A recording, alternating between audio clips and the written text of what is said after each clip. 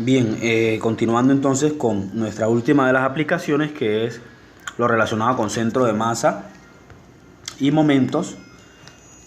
Pasamos ahora a considerar el caso de una lámina delgada, ¿sí?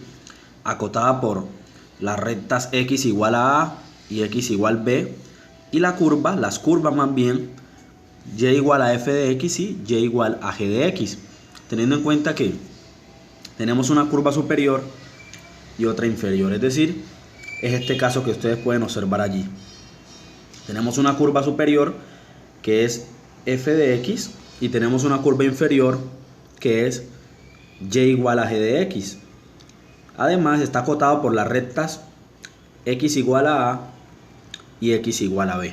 Bien, la idea es, o el objetivo más bien es tratar de encontrar el centro de masa. En este caso, como estamos en el plano cartesiano, el centro de masa va a estar dado por un par ordenado, donde la primera posición corresponde al centro de masa en X y la segunda posición corresponde al centro de masa en la ordenada o Y.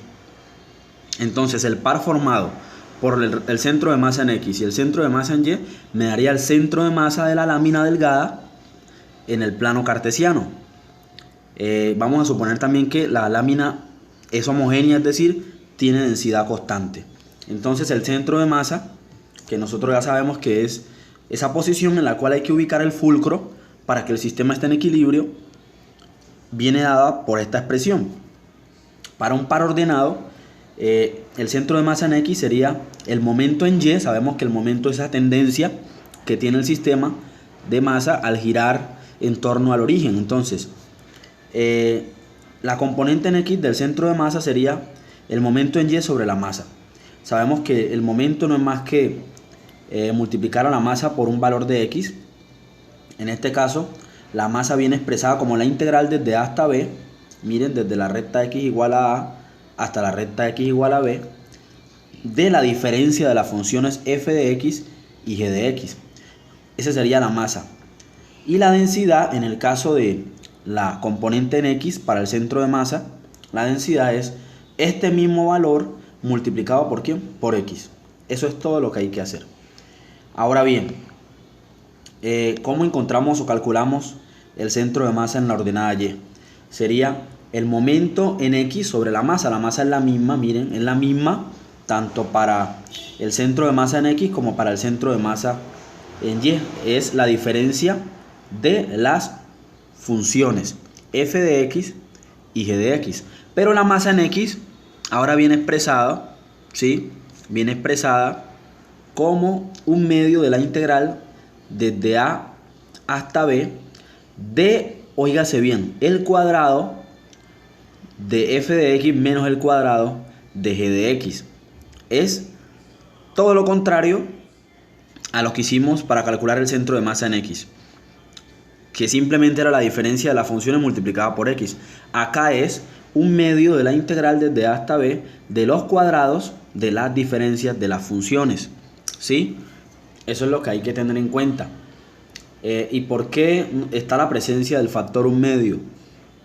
Pues básicamente la presencia del factor un medio es porque nosotros queremos hallar el equilibrio en el caso del eje Y el momento depende de lo que suceda alrededor del eje X. Uno como que trata de tener en cuenta que la expresión un medio es el factor que regula esa condición. Entonces, el centro de masa de una lámina homogénea es algo importante que hay que considerar. No depende de su masa o densidad, sino que depende de su forma. Por tal razón, óigase bien, el centro de masa de una lámina homogénea también se llama centro geométrico o centroide, que es normalmente como viene en la mayoría de los libros de textos de cálculo integral. Nos piden determinar no el centro de masa, sino el centroide, que es lo mismo, ¿sí?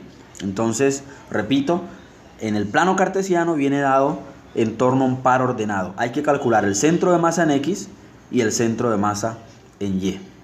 Miremos un ejemplo. Nos piden aquí encontrar el centroide de la región acotada por las curvas y igual a x al cubo, que es una función cúbica, y igual a 0, que es el mismo eje X, ojo, y x igual a 1. Entonces, lo primero que yo tengo que hacer es la gráfica. Dijo Albert Einstein, si yo grafico, entiendo. Al hacer la gráfica nos damos cuenta desde dónde a dónde varía mi región a integrar. Y es claro que la región a integrar varía entre 0 y 1. Eso es lo más claro que tenemos aquí. Entonces voy a hallar el centro de masa para la componente en X. Entonces para hallar la componente en X sería el momento en Y sobre la masa. Y sabemos que estas son las fórmulas que hay que utilizar. Entonces el momento en Y, sabemos que es la integral, estamos integrando para toda la expresión, vamos a integrar entre 0 y 1. Sería la integral entre 0 y 1, ¿sí? Dice x veces, el de la fórmula, que multiplica a f de x y g de x. ¿Quién es f de x y quién es g de x? Pues lo sacamos de la gráfica. F de x es la función o la curva superior.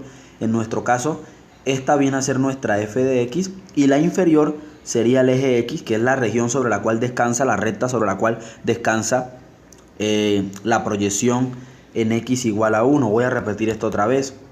F de x sería la curva superior y g de x sería la curva inferior. La curva inferior aquí sería y igual a 0, es decir, el eje x. Este sería mi g de x. Por lo tanto, x multiplica a f de x, que es x al cubo, y g de x es 0. Es 0 porque es la recta y igual a 0. Recordemos que aquí depende de quién. Todo depende de x. X al cubo y aquí y igual a 0. Entonces, resolviendo de antemano esta expresión, nos quedaría que esto es la integral entre 0 y 1 de x a la cuarta diferencial de x. Esto no es más que x a la 5 sobre 5 evaluado entre 0 y 1. Y esto no es más que un quinto solamente. Porque al evaluarla en 0, pues eso se va a perder. Y la masa, sabemos que la integral entre 0 y 1 de la diferencia de las funciones solamente, que sería f de x, que es x al cubo, menos g de x, que es 0.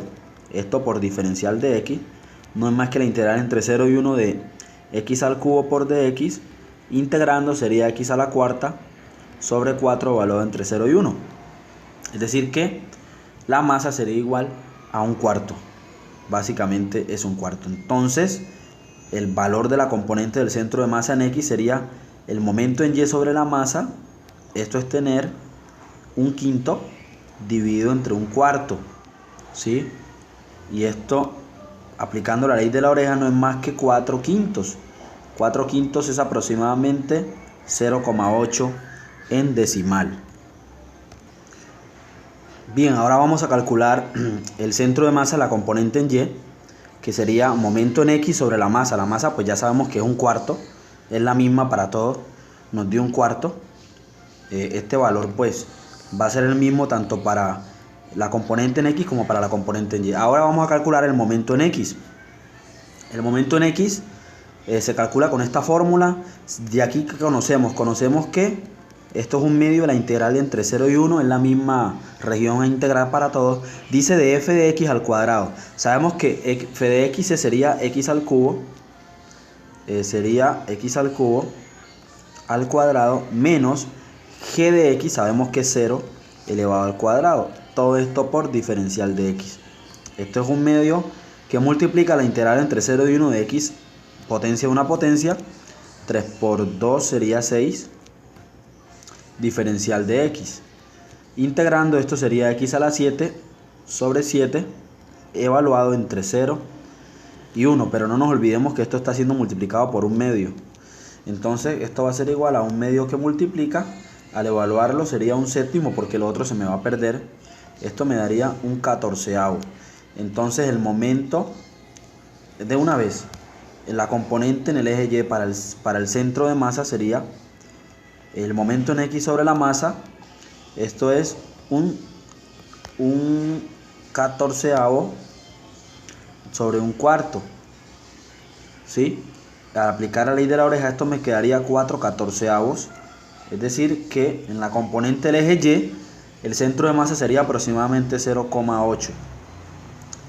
De tal manera entonces que este sería la gráfica ubicando el centro de masa. El centro de masa sería el par